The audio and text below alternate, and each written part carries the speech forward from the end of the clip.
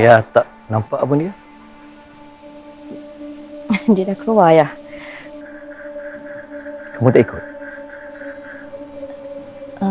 Nizam keluar dengan kawan dia. Malaslah nak kacau. Kamu berdua ni okey ke? Ayah tengok macam jarang bersama. Keluar pun asing-asing. Kalau kat rumah pun, ayah tak nampak kamu bersembang. Adalah, Ayah. Ada. Ayah je yang tak perasan. Tak apalah. Okey. Kamu berdua ni jadi nak pindah balik ke sini? Hai Aunty, hai kau.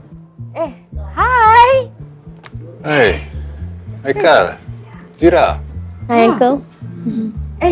Mel join kita. Berdua je ke?